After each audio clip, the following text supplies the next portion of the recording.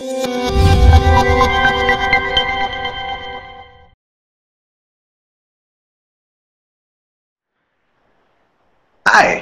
I'm Abdul Omer, staffer here at Website Magazine. Peter Presapino and I are back to talk to you about post-sale messaging approaches. Today's video, Peter is going to get into strategies, what channels are effective, and what strategies are effective. Peter's our editor-in-chief here at Website Magazine, so let's get into it. The email channel continues to be an important brand consumer communication channel and one of the top ways for post-sale messaging. Peter, what mistakes are marketers making when it comes to email today? There's a lot of ways to do email right, and there are a lot of ways to do email wrong. So what are the specific, standout mistakes that you see marketers making today? I think the primary one is that we're not sending enough email. I know it sounds kind of silly, but it's proven time and again to just be a very effective channel in terms of getting people into the buying funnel, pushing them through the buying funnel, and converting them long term. And I think those enterprises that are using email successfully traditionally have a higher lifetime value for their customers, and I think you can't ignore it. So you should send more, as much as your users can tolerate. That's how much you need to send for sure. But there's definitely a line where it's annoying and unnecessary, and necessary and helpful, right? So what is a good email strategy specifically for, say, an e-commerce merchant?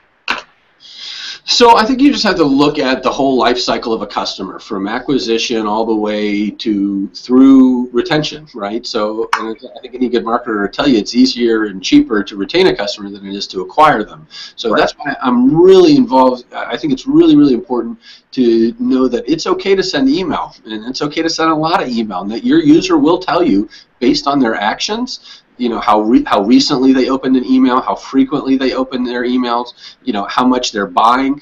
They give us as much information as we're giving them, and in some cases a whole lot more, and a whole lot more information that can be used to really improve the relationship and improve the user experience. So I think you should just send more all the time, and transactional messages really provide a very powerful way to do that. But it's more than transactional messaging. I think it's really sales messaging and integrating that within every part of the customer life cycle. So, for example, you've gotten this user, they've went through the checkout process, they've purchased their first item.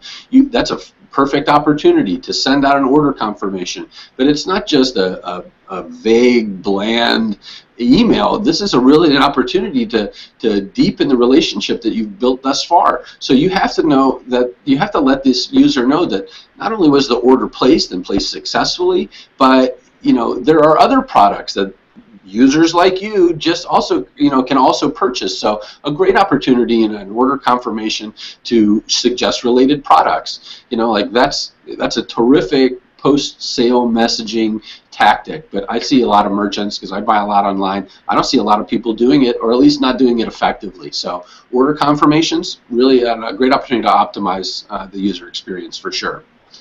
And the other ones are shipping notifications. Nobody really thinks about this, but some really savvy merchants out there are saying, hey, we've packed your order. It is in the process. We're working for you. It provides a good opportunity, I think, to let the user know that that business is still thinking about them, and that means a lot. So if it's a good opportunity to say, hey, we're aware, that we appreciate your business. We're working for you. Let's continue. And again, if related products aren't perfect for that, hey, it's a great opportunity to expose them to your social channels. Like, hey, make sure to follow us on Facebook for additional discounts, or follow us on Twitter and see what's new, or whatever it is. These are opportunities to deepen engagement with our users, and we absolutely have to do it. And that shipping confirmation is as transactional as it may seem. It does provide an opportunity. The user does draw an impression of our enterprise when we send those emails. So we really have to make sure we're capitalizing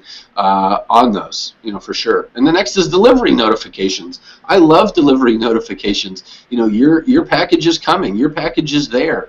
It is it's almost like a joyous moment with some users. Like, hey, I got my package. Here it is. It's another opportunity to suggest that people share. that you have a new product, on social networks. It's a great opportunity to say, hey, here's a supplementary product. Let's use this. Check this out. And it's a great opportunity to, again, one more time, just say, say that, this is, you're a loyal customer. We appreciate your business. Come back. Visit us more regularly. It's a good opportunity to push loyalty programs. Whatever you have, whatever tools are sort of in your marketing arsenal, now is the time to deploy them. But those are really active notifications. Something's actually been done. The order is complete. The shipping is in progress. The delivery is done. It's not over. That's, those are transactional messages, pure and simple. But there are lots of other opportunities. Follow-up messages are, again, the most powerful thing, one of the most powerful things you can do. And remarketing has really exposed a lot of marketers to the value in this. But, timing these follow-up messages, how is your order messages, is there anything we can do for you? Hey, thanks for being a loyal customer. Here's another discount. Here's a coupon. Thanks for your order. These are, again, really valuable post-sale messaging strategies. Awesome. So what we're really getting down to is those simple transactional messages saying order confirmation, shipping notification, delivery notification. These are all areas that retailers can take advantage of to take a personal approach, reach out to the consumer, tell them, hey, we're working for you, and then using the data that the consumer provides, whether it's a purchase or anything else that's relevant to them, using that for the upsell. So, it's amazing how many retailers get that wrong, because you think that's a great way to reach a customer. It's useful to them, and it's useful for the customer as well. So it's a mutually beneficial relationship that you're describing, and that's great.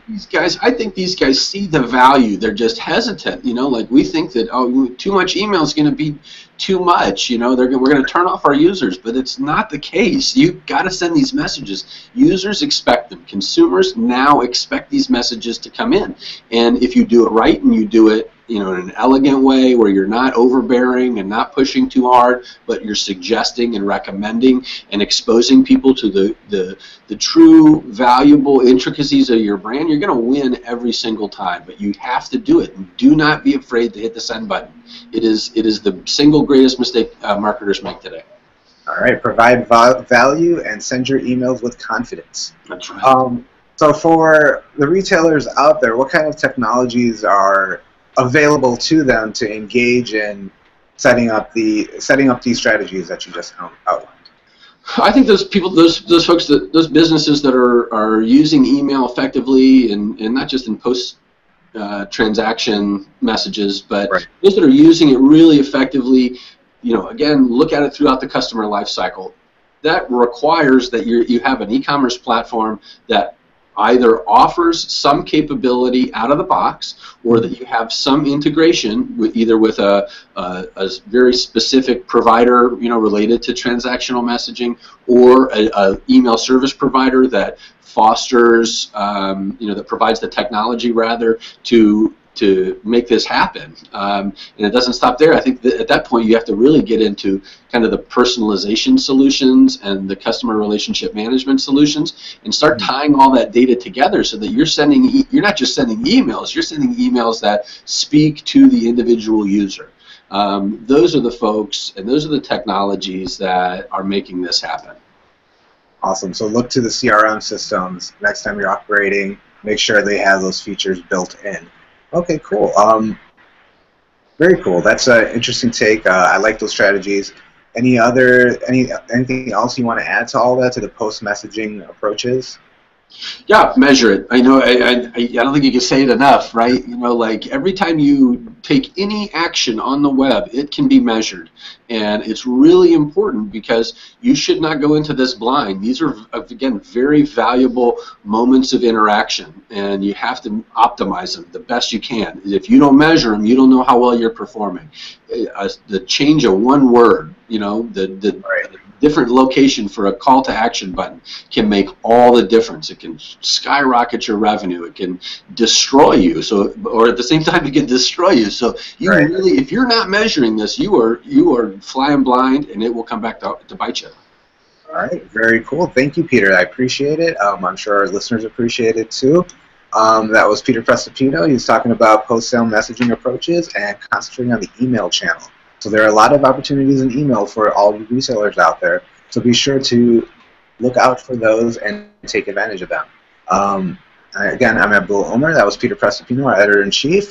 Thank you guys for tuning in and listening. Follow us on Facebook. Follow us on Twitter. If you like this video, if this was useful to you, hit the like button, share the video out. I'm sure there are plenty of retailers that could find this useful. So we would definitely appreciate that.